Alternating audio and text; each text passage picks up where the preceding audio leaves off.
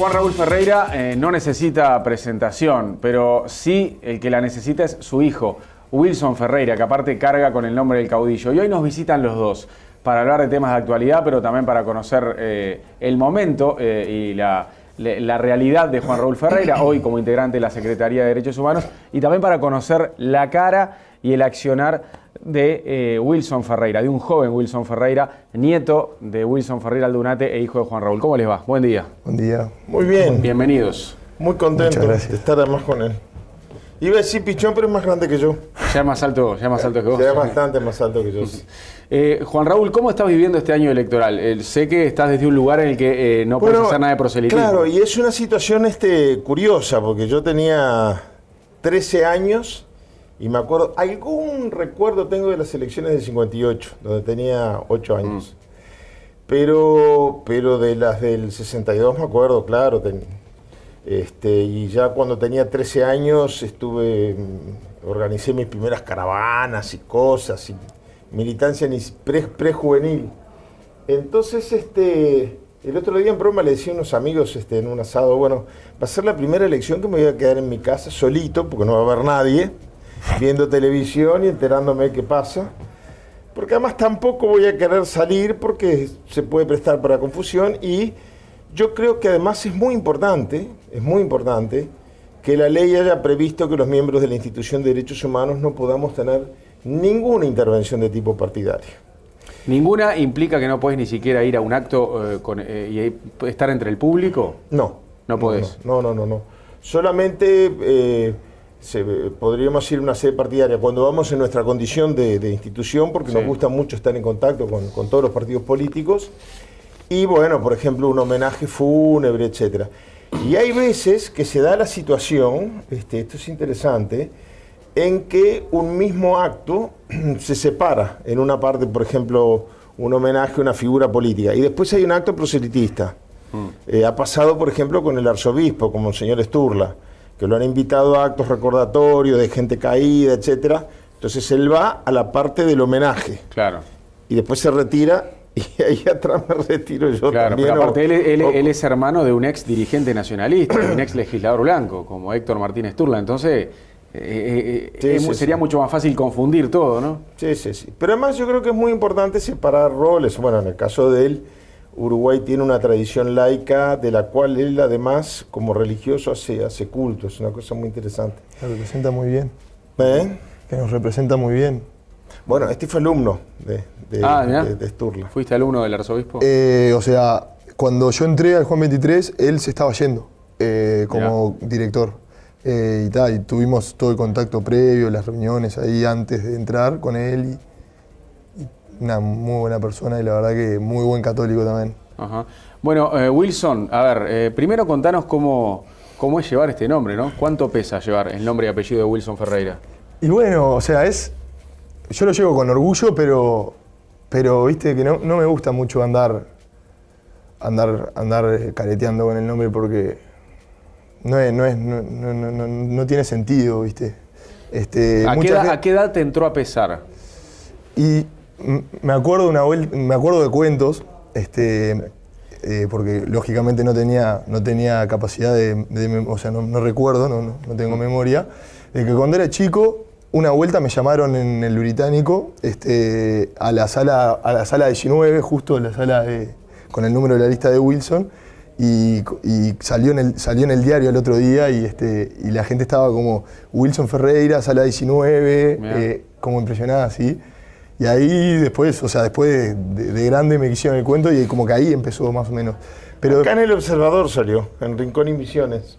Mirá, salió en el Rincón y Misiones. Y yo supongo que después habrá entrado a pesar con los veteranos, tipo con tus profesores y maestros, no con los de tu edad. Lógicamente, sí. Mis amigos tienen una muy vaga idea de Wilson. Claro. No conocen mucho de la historia. Pero maestros y profesores. La lista, Wilson Ferreira, opa. Sí, me ha pasado. Pero casi siempre he recibido buenos comentarios y no algunas críticas, ¿viste? Como piensan algunos, ¿no? Sí. Siempre buenos comentarios, tirando para arriba. Bueno, pasa que Wilson Ferreira pasó a la categoría de político respetado desde todos los sectores, ¿no? Eso es lo más lindo de todo. Sí, son muy pocos los que ingresaron en esa galería.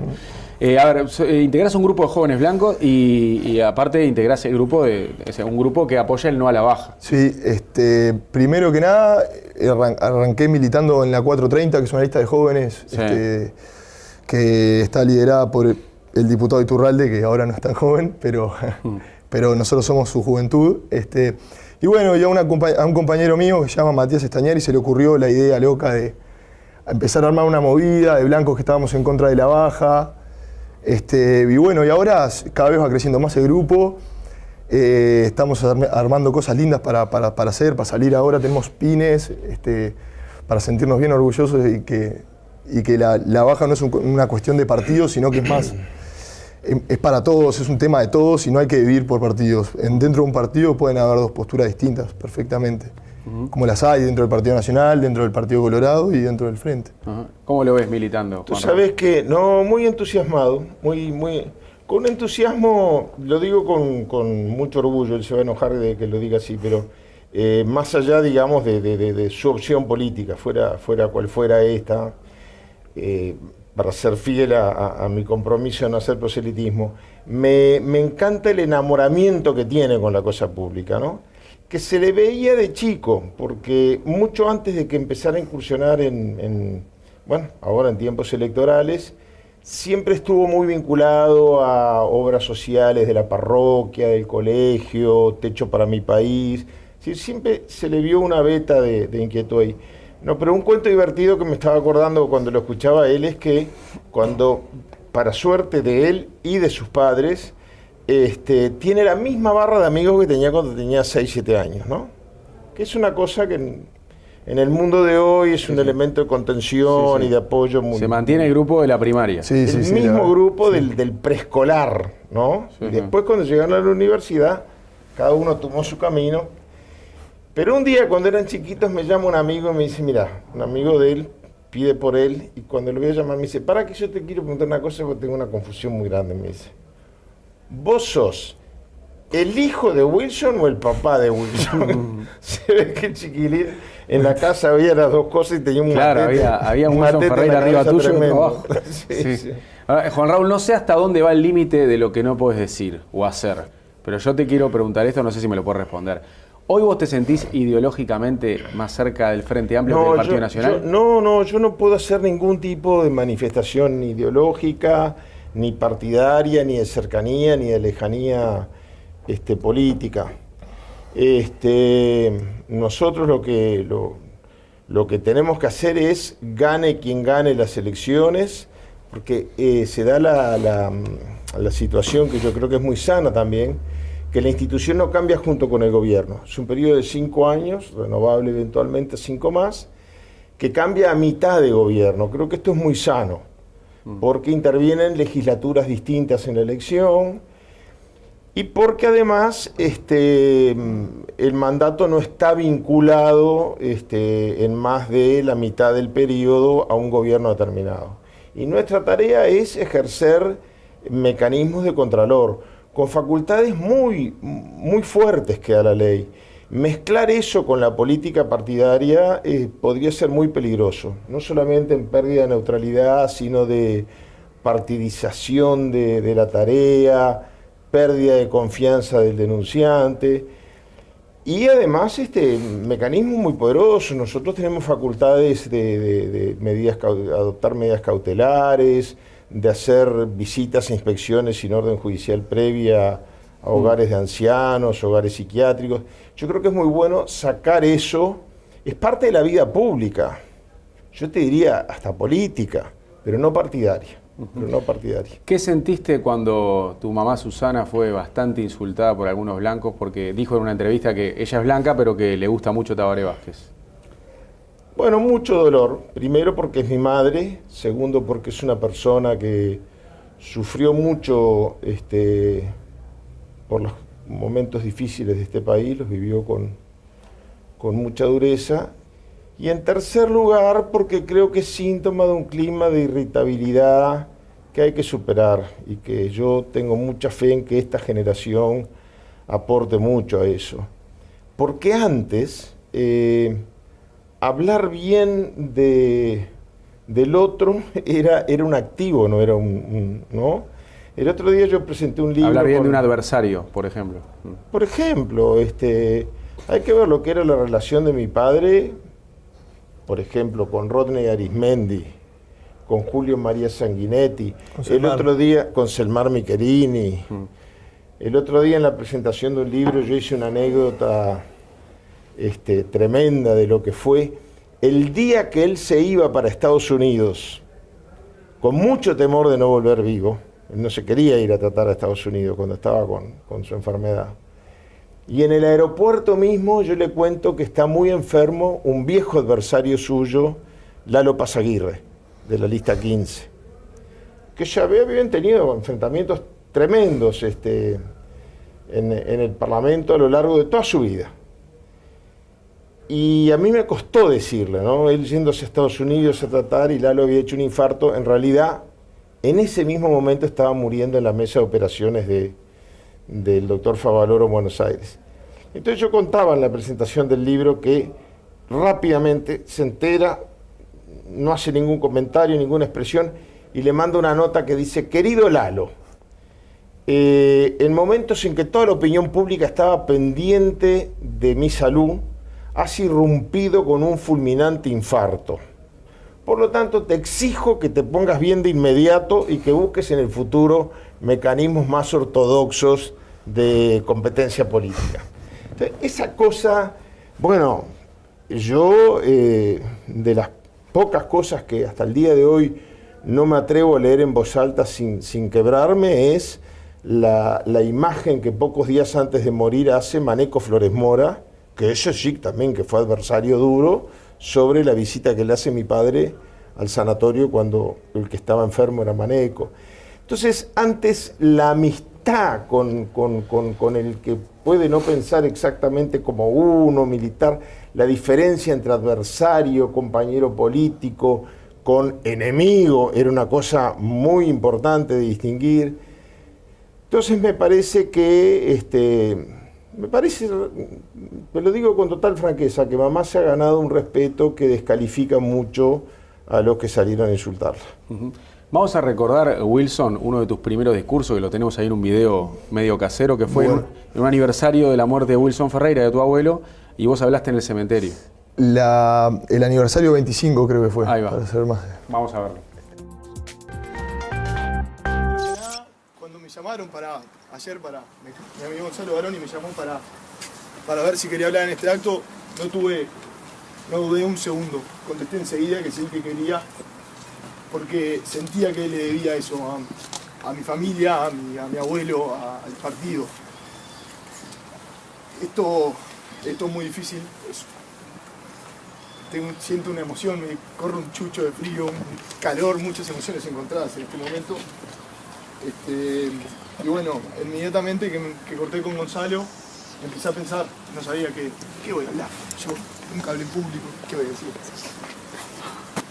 Primero que nada, comenzar diciendo que lamentablemente no tuve el placer de conocerlo. Al igual que la gran mayoría de jóvenes que están acá, yo soy nieto, pero como la gran mayoría de jóvenes de acá, que no lo conocieron.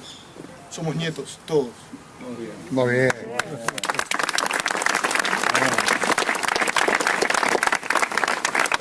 Tenemos que volver a ese partido nacional, a ese partido que era más nacional que partido, a ese partido progresista, a ese partido que Wilson... Bueno, ahí se cortó la grabación, pero este ¿era tu segundo discurso? El primero lo había dado apenas me egresé del colegio, en el cual fui toda la vida, enfrente a los padres de mis amigos, y fue un poco más vergonzoso que ahí. Pero Aparte, ¿qué lugar para un discurso? Sí, no, ¿no? sí. Sí. La verdad que sí, fue un día muy especial. Me levanté muy nervioso, obviamente. Y bueno, es complicado hablar ahí, o sea, no es changa. No, ya. ¿Y cómo fuiste construyendo tu imagen de Wilson Ferreira, la imagen de tu abuelo? A ver, contame todos los libros que te leíste, que te dijeron vos, lee esto para conocer bien a tu abuelo, léete esto. El libro sí que me dijeron, lee este libro, fue que me dijo. Sí. Lee este libro que ahí, este es el mejor libro de Wilson, se llamaba Wilson, de Diego Achar. Ajá. para mí también, o sea, después de haber leído ese, de haber leído el de Carlos Lupi, después de haber leído fragmentos también de libros de historia, donde aparecía muy brevemente Wilson, me parece que el libro se llamaba Wilson es el más completo. Ahora tenés que leer el de tu padre. Claro, sí, el nuevo. El otro ya le había pegado una bichada ya, pero todavía no. Estoy esperando el momento que me llame el libro. Te va a llamar el libro. Sí. A ver, decime, ¿quién es el referente para los blancos de esta? O sea, vos, al igual que tu familia, integrás una corriente a la izquierda en el Partido Nacional, una corriente de izquierda dentro del Partido Nacional. ¿Quién es tu referente hoy o tu líder? Mi líder, y bueno, siempre va a ser Wilson, ¿no? Pero digo, de los vivos hoy, Jorge Larrañaga y Pablo Iturralde, míos, personales. Sí. O sea, no sé para los demás. Pero les tengo una gran admiración, sobre todo a Pablo, que Pablo nos da mucha bola a los jóvenes. Bueno, estoy trabajando con él, desde el primer día nos abrió las puertas a todos, a un grupo grande de jóvenes. Nos abrió las puertas y nos escucha, nos da bola, nos pide que le pateemos la puerta, que le preguntemos, que le charlemos. Eso es lo más bueno, lo más lindo, que nos dé participación a los jóvenes, que a veces necesitamos. ¿Y qué obstáculos encontraron cuando iniciaron esta patriada dentro del Partido Nacional, que era ir por el no a la baja? Porque arrancaron siendo 25 por ahí, ¿no? Sí, bueno, o sea, obstáculos y puteadas recibimos en todos lados, pero lo que no entiende la gente que putea es que... Hablando elegantemente así en la televisión.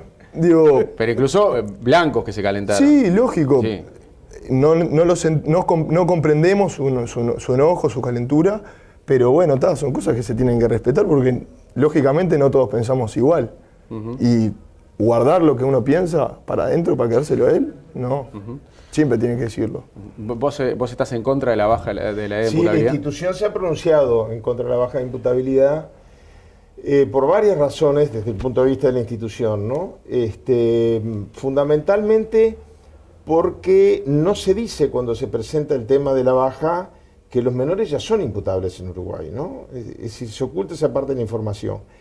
Hay cosas que a mí me gustaría que salieran al debate, estoy hablando desde un punto de vista no partidario, como por ejemplo el hecho de que hay una desigualdad. Se dice que se equipara a los menores con los mayores, pero no es así, porque por ejemplo, si tú cometes un delito antes de los 18 años, mueres de viejo con los antecedentes penales.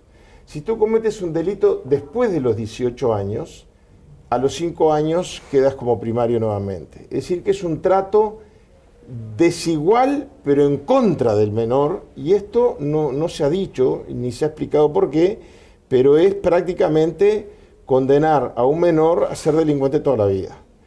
Y por otro lado, bueno, el propio Papa Francisco lo dijo el otro día, no ha funcionado en ningún lugar del mundo. Y se ha sobredimensionado el tema de una manera increíble, ¿no? Estamos hablando de 600 infractores, no estamos hablando de 7.000, 10.000, 20.000, estamos hablando de 600 infractores. Entonces yo creo que en vez de toda esta parafrenaria política, se podría pensar en invertir. ¿Sabes qué? Por ejemplo, hay algunos datos muy interesantes.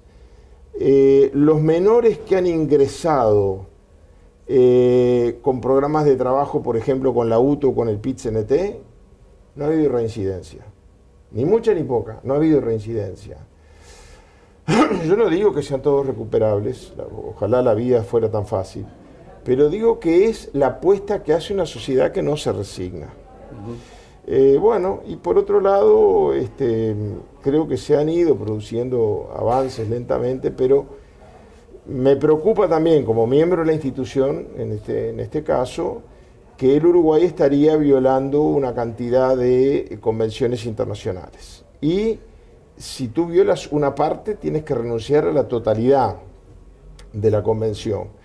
Entonces, en un momento que Uruguay ha hecho tantos progresos y avances en materias de derechos que se reconocen internacionalmente y que tienen mucho impacto en la imagen de nuestro país desde todo punto de vista, moral, ético, también económico, comercial, etc., dar la señal de un retroceso de este tipo a mí me parece que sería muy penoso. Sabido es, Juan Raúl, que tu padre, Wilson Ferreira Aldunate, se llevaba mal con Luis Alberto Lacalle. Y sabido es que Luis Alberto Lacalle se llevaba mal con vos. ¿Cómo te llevas con el hijo de Lacalle, con Luis Lacalle Pou? No, muy bien. No he tenido la chance de tener una relación partidaria porque yo ya no estaba en la vida partidaria cuando él accede al liderazgo. Pero siempre tuvimos una muy buena relación y de hecho nos hemos encontrado. Yo tengo la suerte de pretender por lo menos llevarme bien con todo el mundo. Y además desde el punto de vista del trabajo nuestro es muy importante que nos llevemos bien, no solamente con los que aspiran a la presidencia, sino con toda la dirigencia política. ¿Vos decís que las heridas de las generaciones que se fueron pasando se cortan ahí? Ah, sí. Que no se inicia una mala relación entre vos y Lacalle Pou. Y claro, No veo motivo yo, porque las heridas terminan entre él y Luis Alberto Lacalle. Claro, sí. Lógico. Y no tienen por qué quedar entre él y... No, porque las heridas de Luis Alberto Lacalle y Wilson se trasladaron a vos. Sí, pero no está bien eso. Ahí le tengo que dar la razón a mi hijo, después me la va a cobrar. Pero no está bien, eso Montescos y Capuletos, es una cosa como medieval, ¿no? Mi aspiración es llevarme bien con todo el mundo. ¿Sabes cómo lo conocí yo a Pedro Bordaberry? Cuando su padre fue a declarar al juzgado y él lo acompañó. Y yo obviamente no estaba de acuerdo, yo había sido testigo en ese juicio además. Él era ministro de Turismo, si yo mal no recuerdo, y lo fui a ver y le dije, a mí me parece bien que como hijo, este es lo de tu padre, me pareció bien, como hijo. Otra cosa es si hay coincidencia con lo que el padre puede haber hecho políticamente. Pero yo creo que el tema de las peleas crónicas y mucho menos las hereditarias es una cosa, te repito, medieval. Es más, creo que en el medioevo se respetaban más determinados códigos.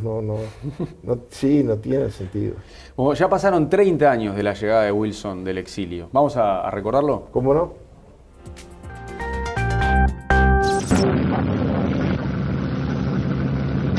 ...38 minutos del sábado 16 de julio. A las 10:23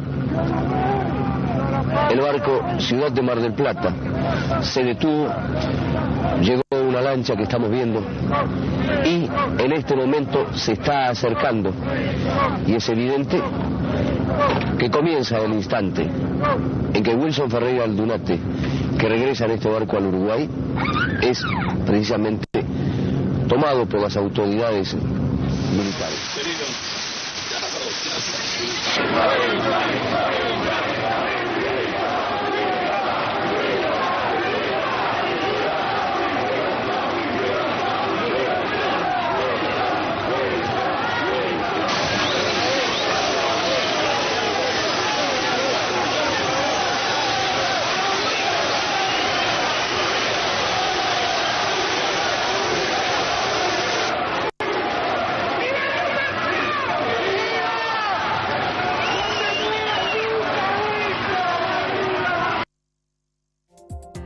¿Qué hiciste con el pañuelito? Que, mira, el hijo le pregunta al padre, ahora, ¿qué hiciste con el pañuelito? No sé, lo tendría que haber guardado, ¿no? Sí, claro.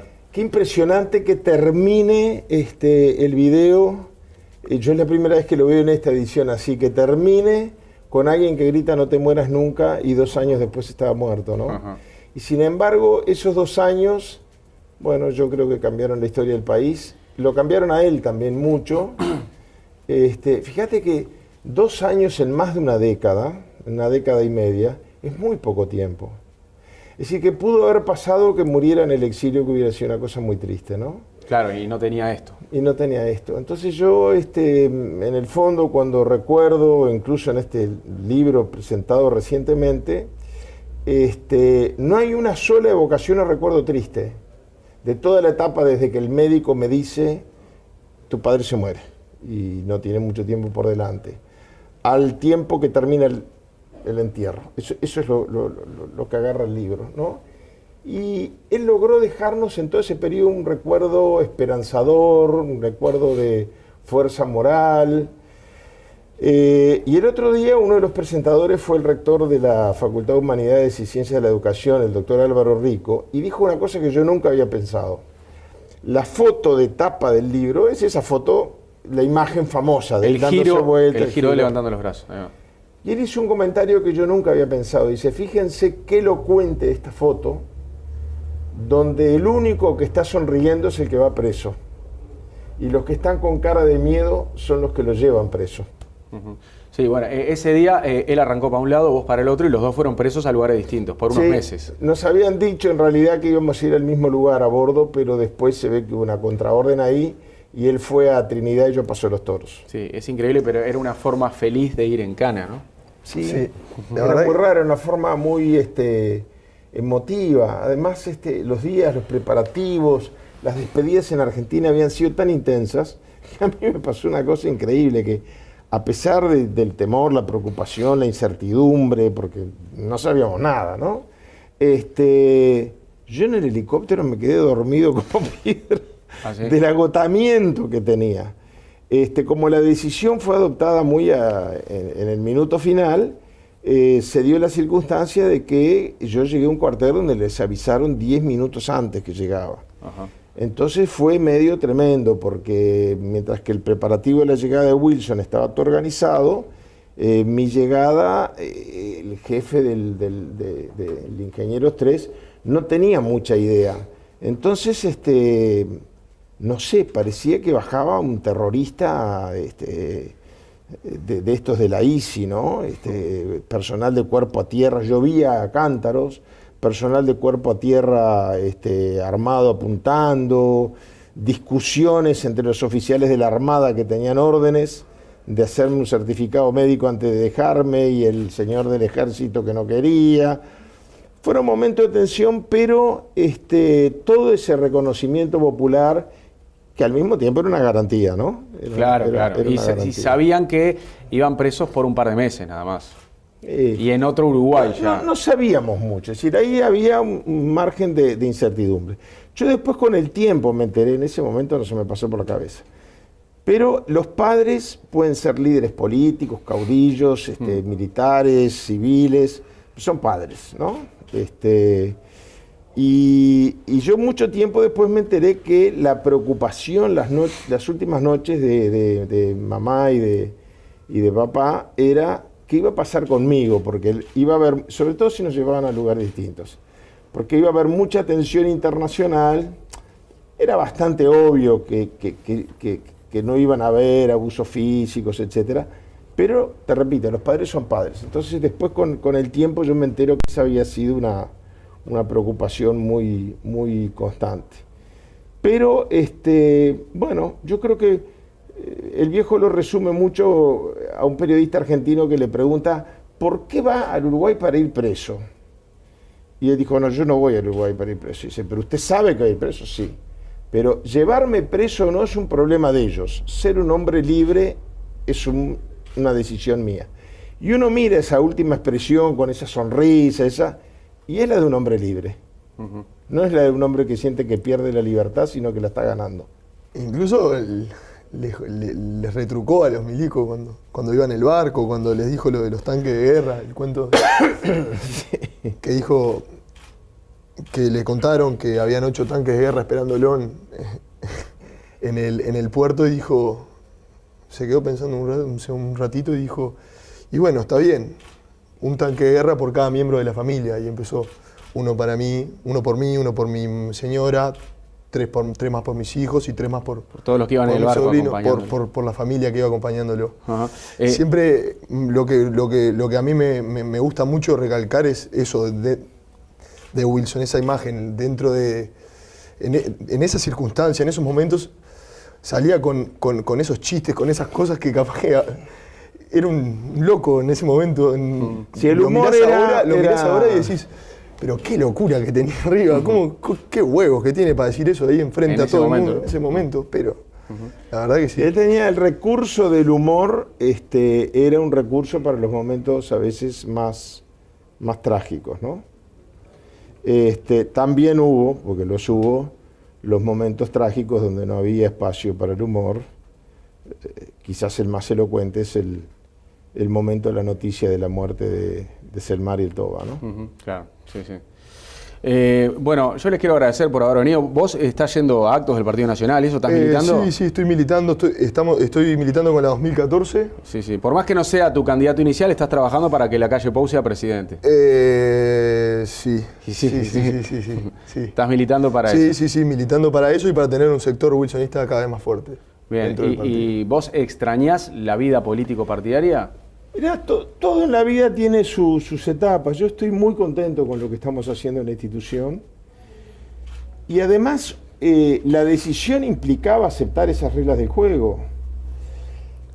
No hay ningún otro caso. ¿Pero vas a volver a la actividad político-partidaria o decís que ya no volvés? Bueno, ahí sí depende mucho de la biología y del Parlamento. Es decir, una cosa es si yo me quedo un solo periodo, otra cosa es si me quedo 2 periodos, que eso depende de la decisión del Parlamento. Pero te agrego esto que muy poca gente sabe y es bueno que se sepa, que la ley es mucho más severa que la Constitución con el BPS. Es decir, nosotros no es que no podemos hacer política mientras que estamos ahí. Después que dejemos el cargo, tenemos 3 años en los cuales no podemos ocupar ninguna posición de confianza política. Mirá. Ahora, el problema es saber qué es política. ¿Es solo lo electoral o el servicio público también es política, ¿no? Ah, claro. Yo estoy muy contento. Son etapas. Yo estuve... Si querés hacer política partidaria, te vas a tener que apurar porque si no, no te da la edad. Porque los jóvenes te vamos a patear te vamos a patear el sillón. Te vamos a patear de atrás. Por eso. Es que es así y está bien que es así. Yo me acuerdo cuando mi madre siempre lo repite y no estoy muy convencido de que ella se haya dado cuenta de la dimensión que tuvo. Mi madre siempre repite, la última frase de papá fue, dentro de 2 años nadie se va a acordar de mí. Y bueno, le erró, pero más allá de eso, mi madre y quizás alguno de mis hermanos se lo tomó como un comentario triste. Y en realidad él nos dijo, no, es que así tiene que ser, ¿no? Que así tiene que ser, se van unos y vienen otros. Y estoy muy contento con el trabajo que está haciendo la institución de Derechos Humanos. Eso es lo más importante, que la institución siempre va a estar, la gente pasa. La gente pasa y el partido es el partido. Muchas gracias, Wilson. Muchas gracias, Juan Raúl. Muy amable por visitarnos hoy. Suerte. Bueno, muchas gracias.